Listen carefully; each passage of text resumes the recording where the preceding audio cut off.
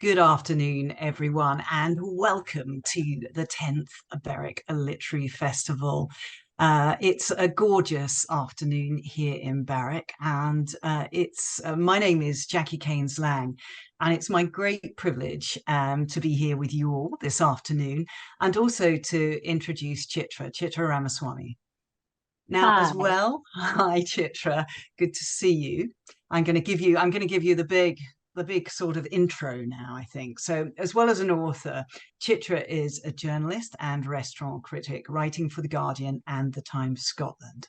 Now, her first book, Expecting: The Inner Life of Pregnancy, won the Saltire First Book of the Year award and was shortlisted for the Polari Prize. The subject of our conversation today is Chitra's book, Homelands: The History of a Friendship. And that won the Saltire Non-Fiction Book of the Year award. And it's published by Canongate and available in all good bookshops, including Greaves here in Berwick. And here it is. Now, it is an astonishing read, and it opens up a powerful, evocative, and to be honest, at times almost overwhelming panorama of the migrant experience, what it is to belong, and also grief and resilience.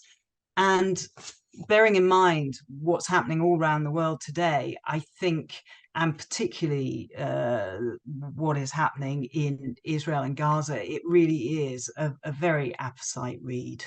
Now, the story itself, I say story, these are true events, unfold through the lives and perspectives of Chitra herself, born in the 1970s to Indian immigrant parents, and the life of her unlikely friend, Henry Wooger, who in 1939, aged 15, arrived in the UK via Kindertransport. He was fleeing Nazi Germany along with some other 10,000 Jewish refugee children whose parents sought to save them when often they couldn't save themselves. Now, Henry and Chitra's joint and individual experiences that undulate through Homelands against the backdrop of national and international events spanning some 100 years. Now, you can probably tell, and I have come clean with Chitra here, and so I'm going to just own it. I'm a total fangirl. I was blown away by Chitra's writing and this epic and extraordinary memoir. So I honestly recommend that if you haven't read it and you haven't got a copy, you must go and buy it and read it and take time over it. It's not a quick read. Now, Chitra has very kindly said she's not 100%, but she's joined us anyway. So bear with us, and she's definitely still under the weather, but she is happy to take questions. So please do write those. I think it said on the screen at the beginning. I think you pop them in the chat function and addressed to our tech host, Kian McHugh, as you think of them during our conversation, and we'll do our best to address as many of those at the end. So, Chitra, welcome to Berwick, albeit virtually. Oh, thank you. And thank you for that beautiful introduction. I really appreciate it. It's lovely to be here. As you have said, yes, I'm not feeling the best. I've got COVID. So although I'm very, very sad not to actually be there in person, I'm also very, very glad. Yeah, it's a relief that it ended up being a Zoom call, so we can still have you. Now, I thought we'd kick off by, with friendship, really. I mean, and I'm not asking you to sort of give a resume of the whole book in the first moment, but I wondered if you could explain to us really how you and Henry became friends and how that in turn led to writing Homelands. Absolutely. So I first met Henry when I was working as a journalist, and this was about a decade ago. And I was an interviewer at the time, and my editor, we were coming up to Refugee Week, and my editor said, would you go to Glasgow, just outside of Glasgow, south of Glasgow, to this block of flats in Giffnock, which is where the majority of Scotland's dwindling Jewish population lives. And would you interview this couple? Their names are Henry and Ingrid Wooger, and they are Holocaust survivors, and they're in their 80s. So this was all I really knew about them before I arrived that day. And I went over, it was in the afternoon. They had already done a talk that day as Holocaust educators to, I think, a group of teachers in Ayr. And so I was fully expecting it to be, you know, quite a perfunctory, quick kind of 45-minute chat, and then I'd be parceled back out of the door.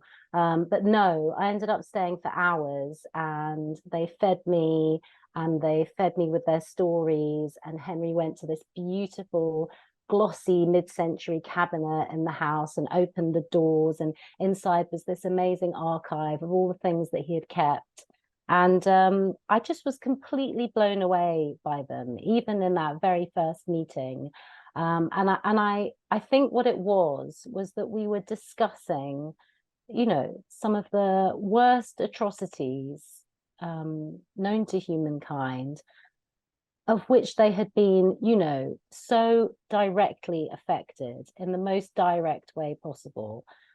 They were Jewish refugees, and they had both come on kinder transports, separate kinder transports, as you say, Jackie, in the spring of 1939 for Henry, and then in the summer of that same year for Ingrid.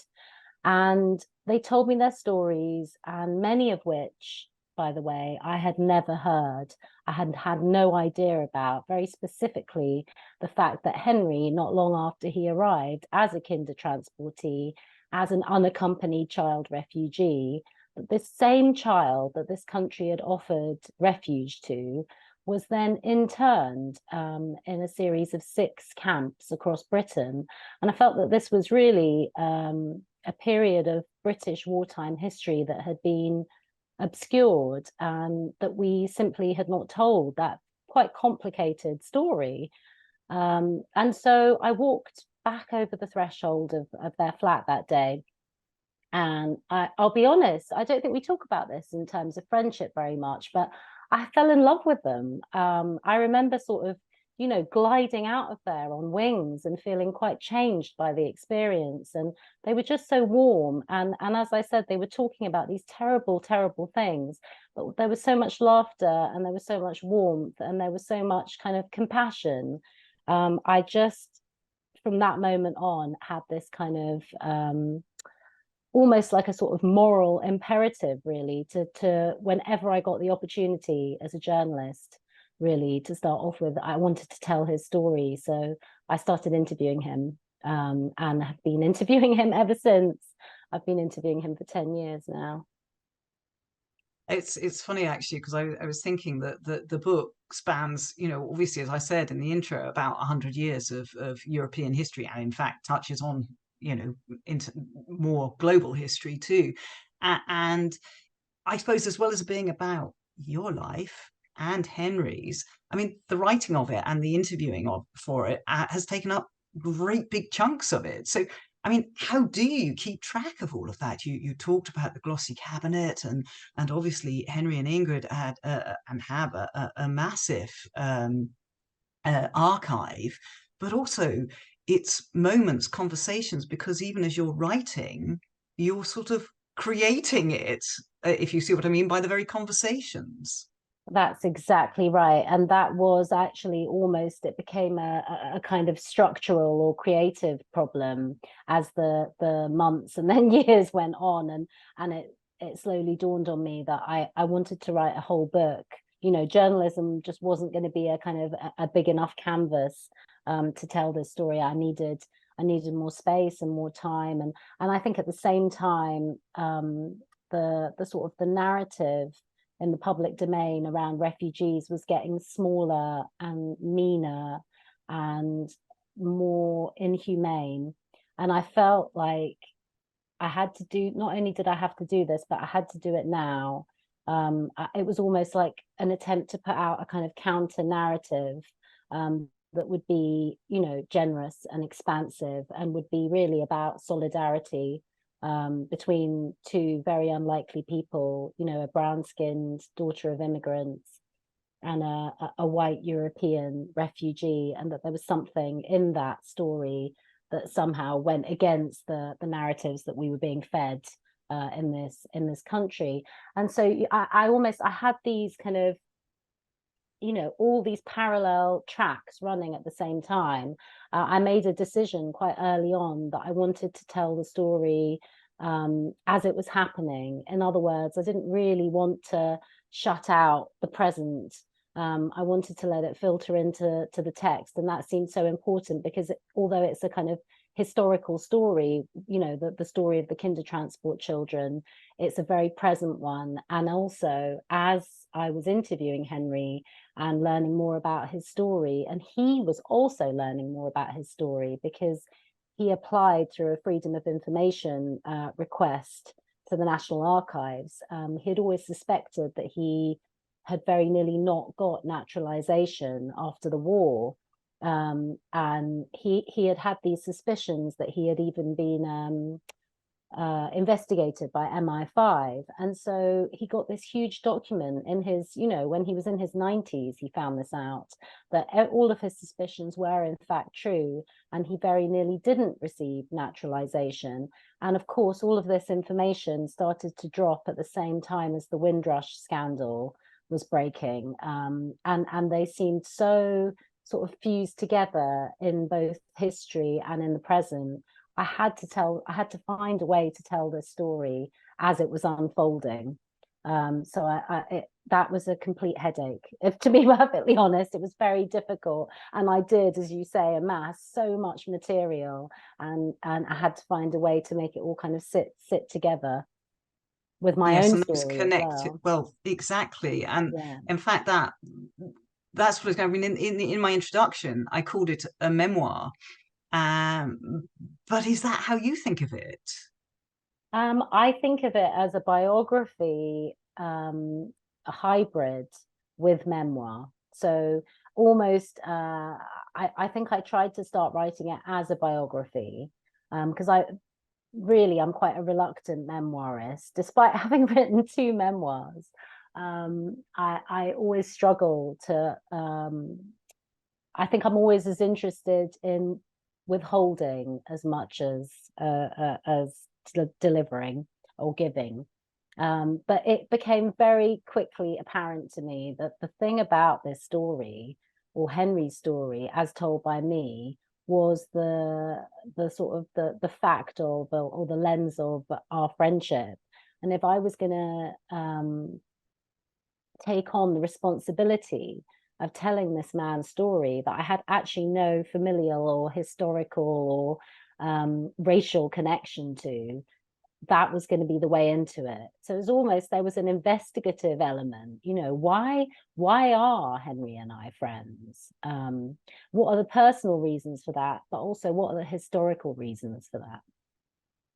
Yes, and I think those threads you know are explored really well, intimately, really, in a sense, but in a way that at times seems to almost float above the narrative. So I think it really is. It's almost like sometimes that you impart that by osmosis. I'm sure that's not how it happens. No, that's so beautiful. I mean, that makes me so happy to hear you say that, because I actually really did try to do that. Um, I was very, very influenced, as you'll know from reading the book, by Sebald and Austerlitz in particular. And that's a story, a fictionalized account of a real life Kindertransportee. But what he does in that book, and actually in his other books as well, is he's got this amazing way of writing sentences where there's almost a whole other kind of shadow or ghost text happening between the lines. So I don't know, every time you see train tracks mentioned in Austerlitz, you're thinking about trains. And when you're thinking about trains, you're thinking about both the freight trains going east, and you're thinking about the trains leaving Czechoslovakia, Austria, and Germany, and bringing the children to Over here. Britain. Mm. And similarly, he does something similar with chimneys. If there's a chimney smoking, you are immediately transported to the death camps. And so he's finding ways in which to talk about atrocity in a way that makes the reader do a huge amount of the work. Without, I mean, as I say, I didn't always find Homelands an easy read, not because it was difficult per se to read the words, but because at times I just had to put it down to digest in that similar way, because there was a lot to assimilate and take on, a lot of pictures in my own head that you developed. I wanted to ask you about memory, because memory is such a key part of, I mean, any biography or memoir, but I think again, it's one of those elements that almost sort of transcends the book as well. And it's what it is, who owns it, and the strange connections it makes all seem to me to be central to what you're conveying as well. And I was thinking of that in terms of actually what a careful balance that is in terms of telling something that is grounded in fact. And it's that strange sort of, I don't know, balanced dichotomy that all at once. Yeah, absolutely. And I suppose memory is the great theme of all memoir in a way. But particularly of this story, because the decade in which Henry's told me his stories, we're talking about, you know, a man from his 80s to he is just this year turned 99. So in 10 years, he's told me a lot of the same stories, and the stories have changed with his age. And so, and of course, Ingrid was his wife had Alzheimer's, I think, as well during that correct, period. yeah, that's right. She had vascular dementia, and so right. There were ethical concerns with interviewing her. At the start of the process, I interviewed them together. I interviewed her, you know, separately and legitimately by herself. But as the years went on, it became less and less possible to interview Ingrid. But I always wanted her to be present in the book. And I did use those earlier interviews. But the idea of the kind of the fallibility of memory, or the kind of almost the distrustfulness of memory, I decided, rather than kind of tidy this up and go through my transcripts, you know, tens of thousands of words of transcript, and try and come up with the best approximation of the truth. Say if you had 5 different accounts of Henry's experience in, you know, Worth Mills camp outside Manchester, sorry, in Bury, I thought I'm just going to make the theme itself front and center. So I'm very explicit in Homelands about moments in which Henry himself, and I find them to be some of the most tender moments, where he'll say things like, "I'm sorry if I got that wrong." There's one really beautiful. Oh, it's one such moving thing where you almost, as a biographer, and that's yes, right. so do tell us, because that I was going to ask you that. So do tell us about that. Yes, exactly. So there was one moment where I interviewed him about a particular period. Just after war broke out, Henry was evacuated to a farm in Perthshire. So little teenage Henry goes away. He's a city boy. He's from Nuremberg. Finds himself suddenly in, you know, the rolling hills of Perthshire. Completely, you know, alien experience for him. So he remembers it with that clarity that you have when you're taken into a completely different sphere of life.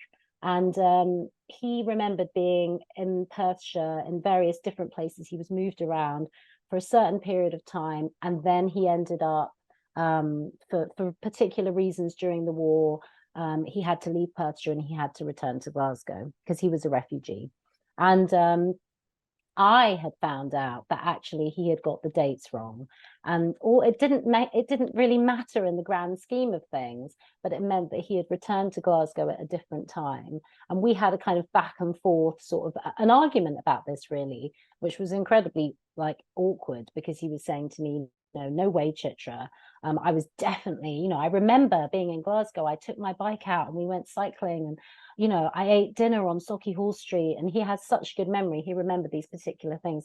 And I ended up having to show him the letter and kind of, you know, that proved that I was right and he was wrong. And he was quite dejected. And he said to me, I'm very sorry if this ruins, you know, the beginning of your book. And it just was such a typically Henry thing to say, and so beautiful, and always a reminder that you know, these are not kind of historical documents or, you know, like dates and moments in time. They're people's lives and people's memories. And I found that how he remembered it, and how that memory changed, was as valid in kind of in sort of personal terms as the sort of historical truth. Like, it all mattered. Yes, and I think also, you know, it must highlight the challenge of being a biographer. You know, in various ways of how much you intrude on on someone's memories, and on how much you allow that to flow, or how you address that, which obviously you do, as you've explained to us. I thought what we would do now, Chitra, is that I just want to ask you about a particular theme that is, I feel, central to the book. And then I thought maybe Chitra's going to do a reading for us. And so I thought then we could perhaps go into your reading. So the specific theme that Sorry, I just, wobbling the camera. It's my yeah. dog. My dog, who, by the way, features in the book. She seems to be wanting to feature on the camera now. Excellent. Well, I locked my cat up this time. Quite right. Yeah, quite right. Sorry, carry on. So what I was going to ask you about was that throughout the book, this idea of bewilderness it is sort of very much at the fore. And I thought that perhaps you could explain that sort of concept, if you like, that feeling to us, and how it links you and Henry, and I guess all migrants, refugees, exiles, displaced people, you know, all of the Absolutely. group of people who struggle to find belonging, I guess, or to feel belonging. Absolutely. And, you know, just as a kind of aside, it's so interesting because there are so many of us. And it's such a kind of universal condition, really, is what I've realized. You know, writing a highly specific book about two very, very different people has really sort of allowed me to appreciate this idea of the bewilderness, is one that I would say almost everyone in some way grapples with. And to me, that's actually such a kind of key reason why I think Henry and I are friends, actually, because he's helped me to sort of feel more at home in my own bewilderness, than I did before. And the way that I see that is really, the bewilderness to me is a kind of acceptance of knowing, you know, an acceptance of the fact that we do not really belong anywhere. That doesn't mean in any way that one feels stateless in the way that, for example, Henry's mother was. That's a very, very different thing. But this sense of belonging to no specific patch of land, I've realized actually what it really means is that we belong to people, and that people are our kind of homelands, in ways that I hadn't really appreciated before I met Henry, and, you know, before my mum died, and her death features in Homelands. She died 3 years ago, and I feel like the idea of the motherland, and indeed the mother, is really the kind of, you know, the architecture of this book. It takes me a while to get to mothers, in Homelands, but actually it is really a book about mothers as much as it is about Henry and I. Yes, And I've so got this, written down here mothers in capital letters, so I'm yeah, glad we're on the same track. exactly. So yeah, so the bewilderness is a feeling of kind of unbelonging, really. But the older that I get and the more that I see sort of shining examples like Henry, who kind of inhabits all of his identities with such a kind of ease and a grace, you know. He's so open and proud about the fact that he is a refugee, a kinder transportee, a Glaswegian, a Southsider, a Scot, a Nuremberger. He kind of can hold all of this at the same time, and seeing that has been a real sort of source of inspiration to me, and that combined with the idea of belonging to people as much as places. I think when we're younger, this is a you know, maybe a sweeping statement, but it's certainly true for me. When I was younger, I think I thought belonging to places was the thing. That's how we built our identity. And I'm now understanding that so many of those places really are made by the people who inhabit them with you. Yeah. Yes, I think one of the examples that is a quite a straightforward example, but of your own, was that sense that here people would mispronounce your name, Chitra, and your names, and then I think you went back with your parents to India, and there you were criticized for sort of almost for mispronouncing your own name. Oh yeah, I mean, yeah. Not it's that. almost, just completely, truly. Yeah. Yeah. Well, I mean, when me and my sisters say our names to our relatives in India, they literally fall about laughing because they're like, you can't even say your own names. And that, for me, that sort of almost encapsulates what you were saying. So I think that's what sort of clarified it for me. So yeah. And I Yeah. think with Henry, there's an example where you give where, I mean, sometime down the line, he's skiing, obviously well after the war, and he's skiing, I think, in Closters in Switzerland, and he meets the then Prince Charles, now the king, of course, and they have this conversation, which again, so many refugees, migrants, for whatever reason, must have these conversations on a daily basis. And perhaps you could tell us briefly what that conversation was.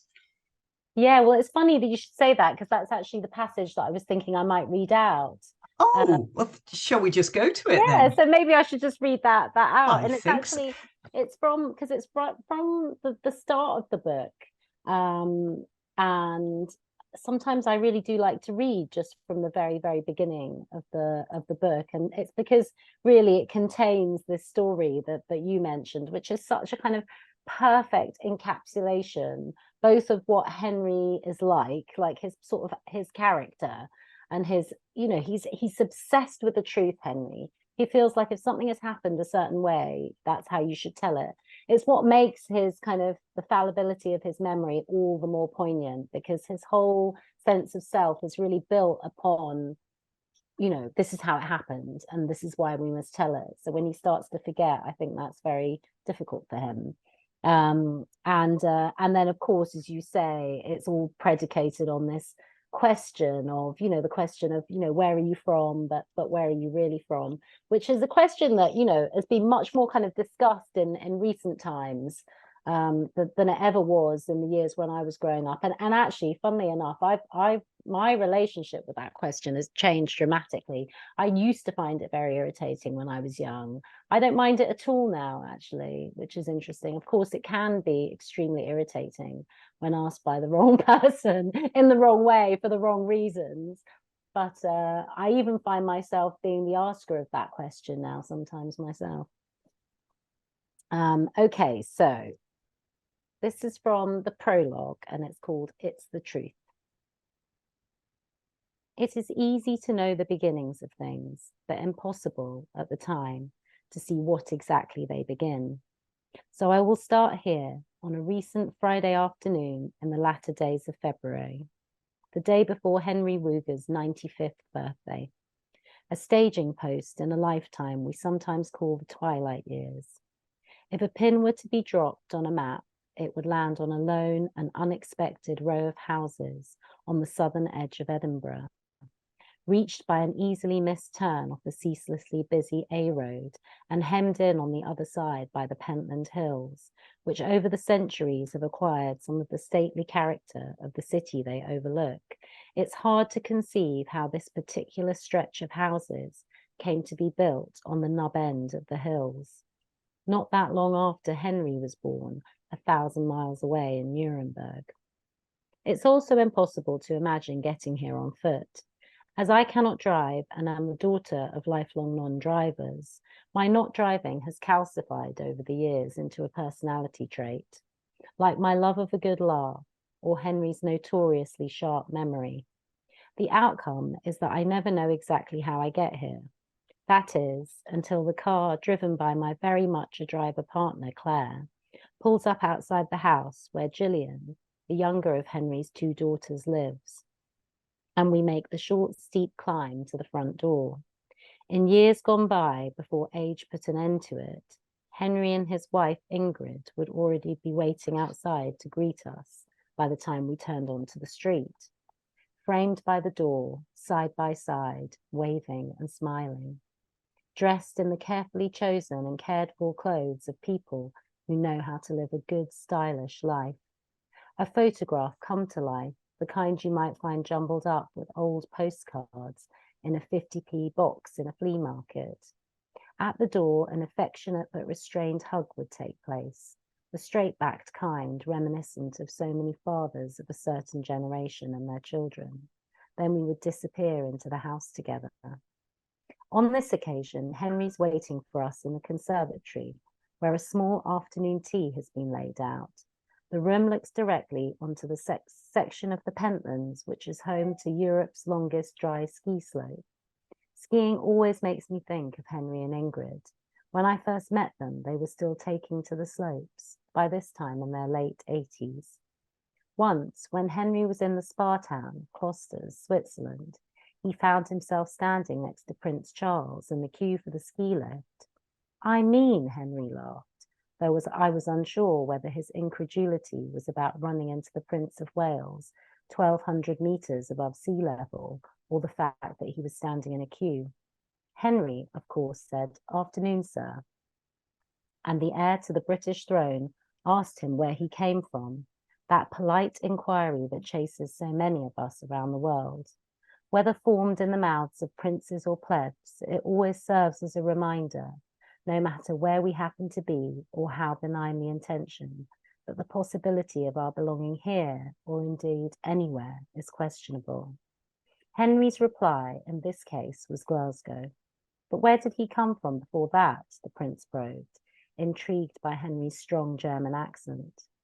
This too is part of the script, and the older I get, the more I realize that there is no answer to the question that really satisfies anyone. It seems that the further we journey from birth, the more difficult it becomes to know where we come from. Perhaps home is not a place, wrote James Baldwin, but simply an irrevocable condition. Then came another question. What is this you're sitting on? I said, it's a ski bob, sir, says Henry. He said, I've never seen one. And then the story becomes pure Henry Wooger, a haiku of this man's character demonstrating his respect above all else for things as they are, the facts. I said, I beg your pardon, sir, but I've seen a picture of you sitting on one. And when the Woogers returned home from Switzerland, Henry located the photograph of Prince Charles sitting on a ski bob, sent it to the palace, and got a reply in which the mistake was confirmed. It's the truth, Henry concluded triumphantly. Thanks. Thank you. Well, we managed to dovetail that very nicely. There was no rehearsal here. I can tell you that, indeed. everyone. So Indeed. Oh, that's lovely. I think later on, you cite, is it Judith Carr? It's and her idea or statement that of a joyful refugee. Am I? That's right. That's right. So Mm. I was lucky as a journalist to interview Judith a few years before she died. She actually lived very, very close to my mum and dad. in southwest London. So we would often see her around, kind of, tweaking the ears of local dogs and things like that, and going for a walk along by the river. She used to go for a walk on the river every day. And so anyway, I went to her house, and we had the most amazing conversation. And in many ways, she reminded me so much of the Woogers. Even the way that she fanned a plate of biscuits on a very particular kind of plate was just very, very Wooger. And she described her father to me. He was an amazing man called Alfred Kerr, and he was a journalist and a writer. And he ended up taking his own life after the war. So very, he went through terrible things. And but she described him to me nonetheless as a man with a talent for happiness. And I thought that was such a beautiful description. And it got me thinking about this idea of the talent for happiness. And I ended up then reading an essay by Hannah Arendt, written just after the war's end, called We Refugees. It's an absolutely magnificent essay. And she writes in that about how refugees, and I would say by the same stretch of imagination, immigrants, they have to generate a huge amount of optimism in order to, start again somewhere else. Not only somewhere else, but in an environment that, well, especially now in this country, might be hostile towards you. And that this requires a certain talent, for happiness. And so I think the very thing in some way that I see as a sort of connection between my mum and dad and Henry and Ingrid is almost like a kind of prerequisite for being a successful immigrant or refugee. Henry's such a good example of this, like even a country that interned him in 6 camps. He's got so much love for this country. He's also very clear-eyed about its failures and shortcomings, and hypocrisies. And yet he sees things from all sides, which is a capacity that I think that we're losing in our present day society and culture. So I admire him hugely for that. I think in the early way where you describe his various, which I found one of the hardest things in the book, and you've already described it, where he came as a teenager, a young teenager, to this country as a refugee, and then sort of found himself being, interned here as a potential sort of enemy alien. But when he's talking about it, when you're interviewing him and then obviously writing about it, there's a sort of phrase which is roughly about that kind of echoes for me, and he keeps saying, "But that was how things were." Yeah. But that was how things were, yeah. As if he's reached acceptance, which of course, many don't. And that's also a fair standpoint, I think. But that facet of Henry's character seems to have stood him in good stead, would you say? Absolutely. And I think what's amazing about it is he even possessed it at the time. So that sense of kind of coming to an understanding, that's valid too. And I think he has done that. Certainly age kind of changes how you look back on your life, for sure. But even at the time, so a really good example of this is he was interned in the most high security camp in the whole of Britain, Camp Peveril, on the Isle of Man. This was where, the most kind of dangerous fascists were. And Henry got put into this one and spent months there. He actually had a really amazing time there, but he described it as being like a university because, of course, it was filled with these kind of scholarly Jews who all were, turn the place into a kind of university. And he remembers them, playing chess with their backs to the board, shouting out the moves and these kind of amazing scenes. But he was permitted to write, I think, 1 letter a week while he was there on kind of special, that special glossy paper that couldn't be intercepted. And you know, instead of writing to, say, his guarantor, a fabulous woman called Mrs. Hurrich, herself a Jewish immigrant back in Glasgow, or, you know, maybe writing to a friend or a family member, or something like this, he chose to write his one letter a week to a member of parliament, an independent MP called Eleanor Rathbone, who was an amazing woman. I, you know, fell down many a rabbit hole, looking up Hansard and, you know, reading all of the transcripts from Parliament when on the days that she would speak, because she would sometimes read out letters that were written to her by refugees, by Jewish refugees. So that's what Henry did. So even that, to me, you know, you've got a teenage boy here who has been interned by a government, and yet this is what he chooses to do with his one letter a week, is to write to that same government in the hope that the kind of the good side of the democratic process will somehow, you know, help him and help other people. Mm. Yes, he does come across as an enormously resilient person. And thinking of letters and letter writing, obviously the uh, both a totally vital part of the archive, but also a very moving and revelatory thing are Law's letters and Henry's exchanges. And they again are central to the way your narrative, I think, unfolds, the mother-son relationship, which in some ways is resolved sort of rather awkwardly after the war. But to talk to us a little bit about those letters and the power that they held, and really the indomitable spirit of Law. What an extraordinary woman. Just an absolutely incredible woman.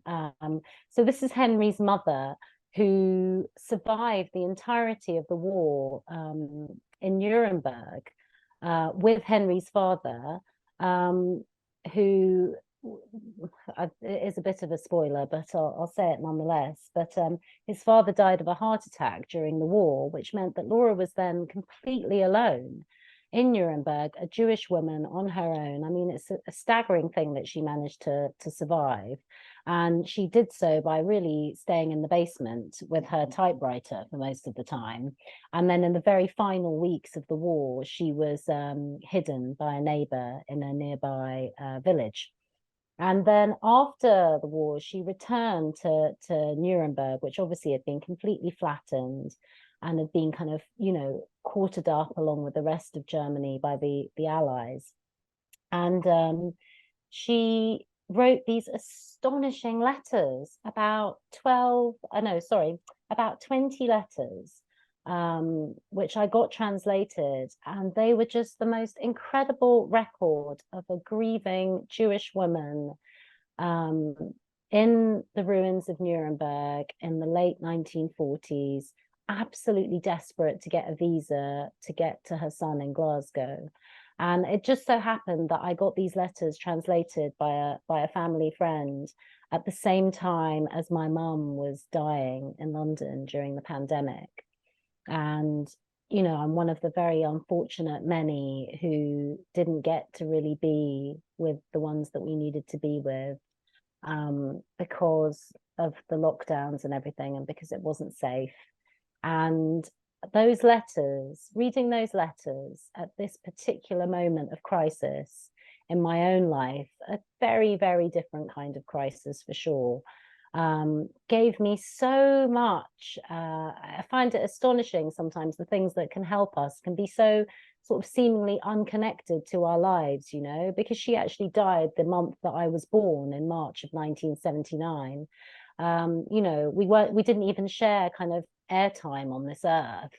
But she helped me. Her love for her son, her grief for her husband, and her sort of horror, her growing horror as she started to understand. You know, you can see in real time in the letters as she starts to understand what's happened to the Jewish people over the wartime years, all the rumors, and then starting to see people coming back, and all the millions and millions who do not come back.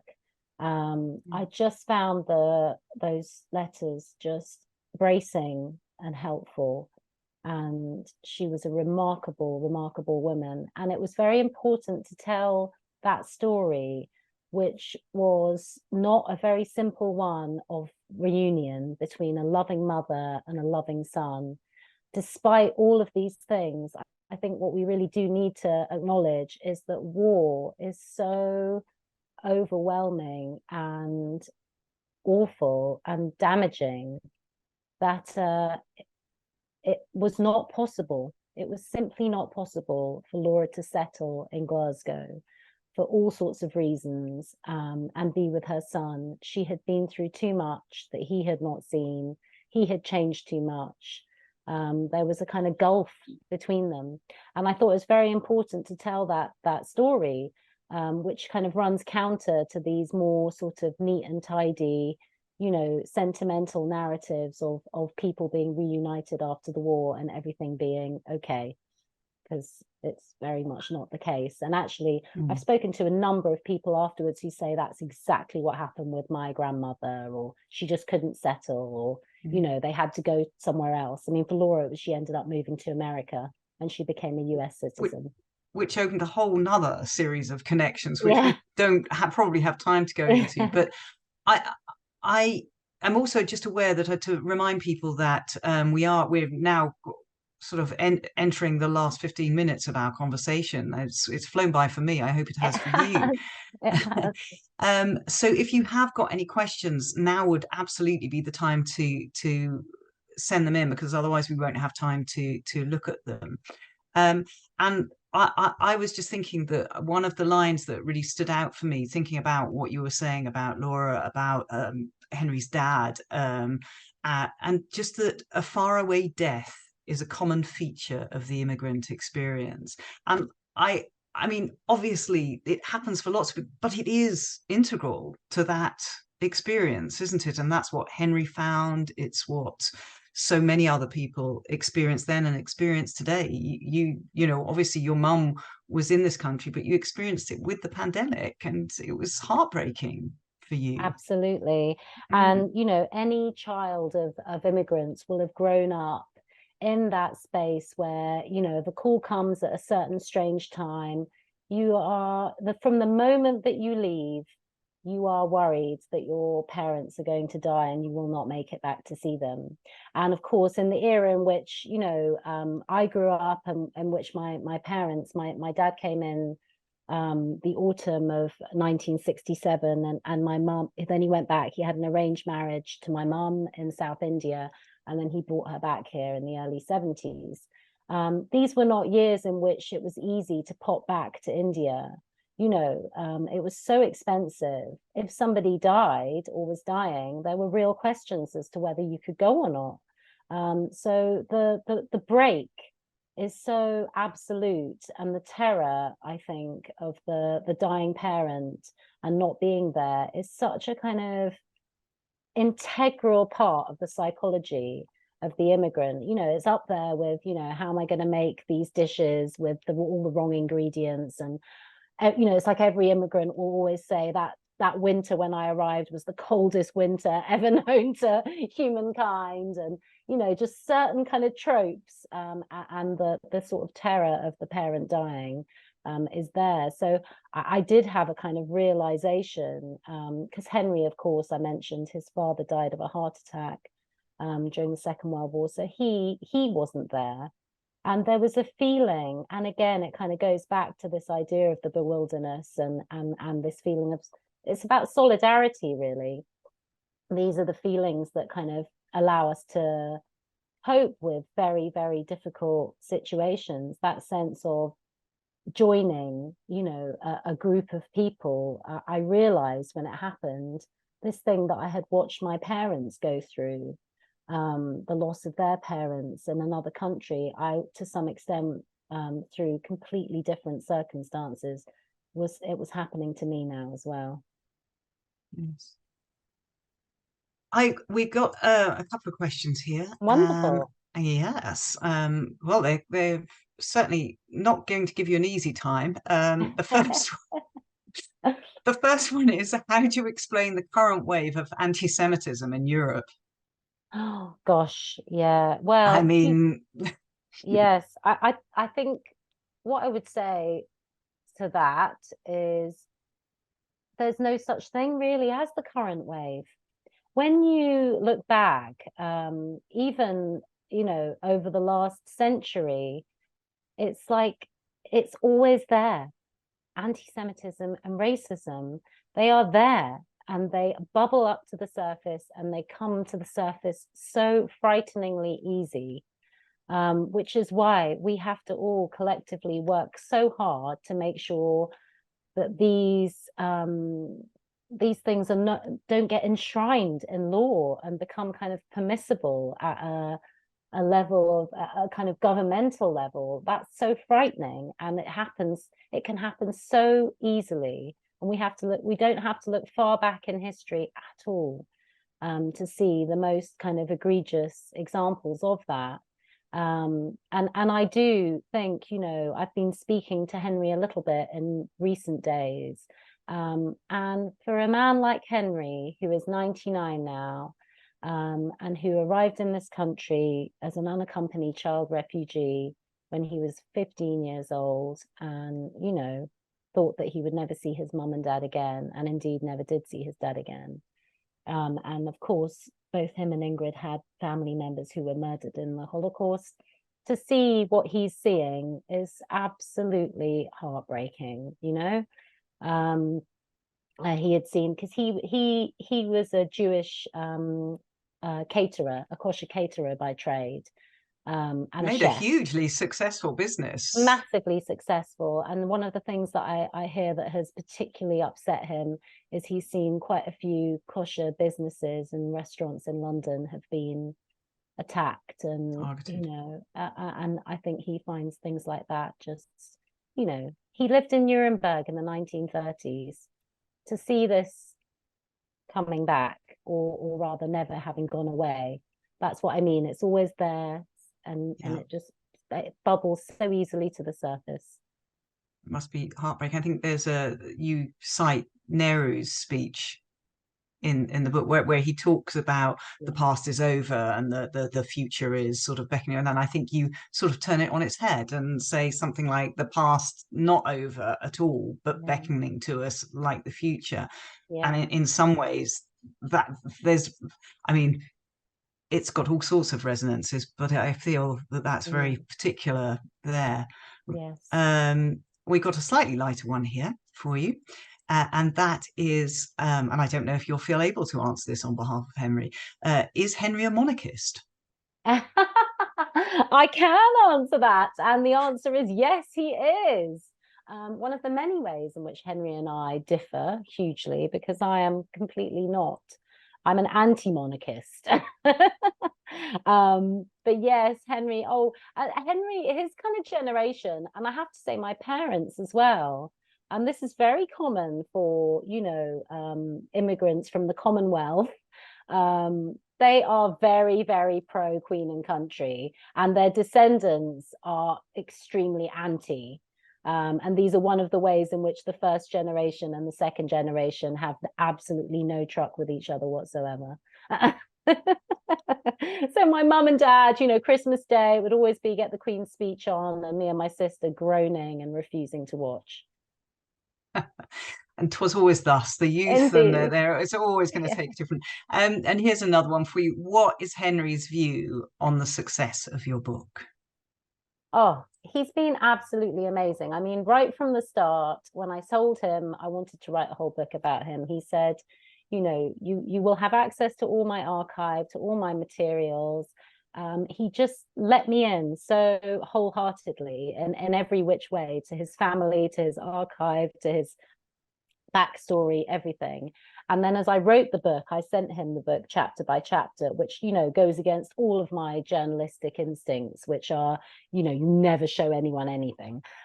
But I made the decision to do that because of his age, really. And, it was a very real possibility that he wouldn't see the publication of the book. I'm sorry, I have a coughing fit coming. I